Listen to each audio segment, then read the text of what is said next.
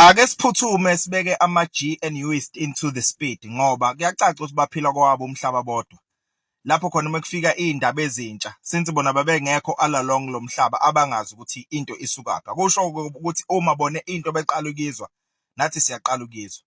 Umbulali kaChris Hani ukhulume into ebuhlungu nesiphatha kabi, ekhombisa ukungazisoli ngakwenza ebulala uChris Hani eze ethi he will do it again.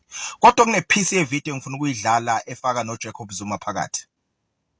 I know that Clive was visited by Jacob Zuma. What did he want? I don't know what he wanted, but he was very positively discussed. It looked like he is going to help us somehow, but I didn't know why, and finally nothing came out of it. Was Chris Hani the first person that you had shot at or killed? I don't see these questions as irrelevant to what we have been talking before. As I say, I would disclose all the facts relevant.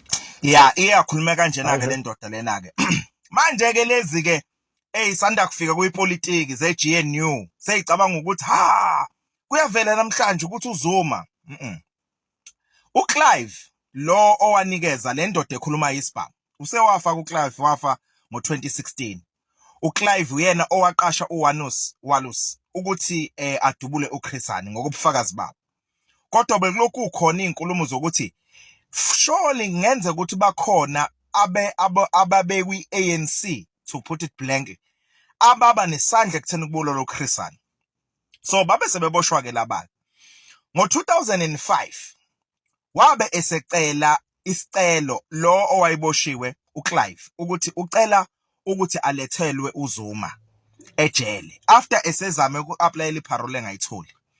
uZuma went into a secret mission, wahamba wayohlangana naye.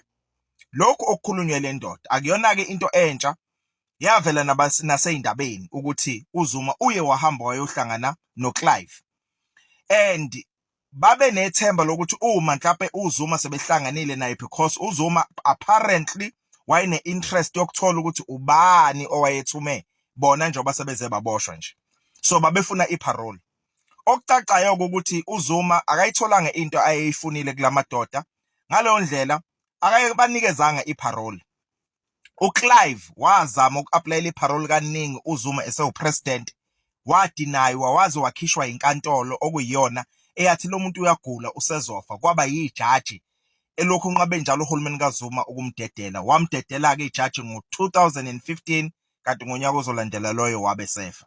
So uma lo ophuma ejele ethi uyazi ukuthi uZuma wahlangana noClive, mhlawumbe kusha kwabanye, but kuthina silokho sasilandela lesi story akukho kusha.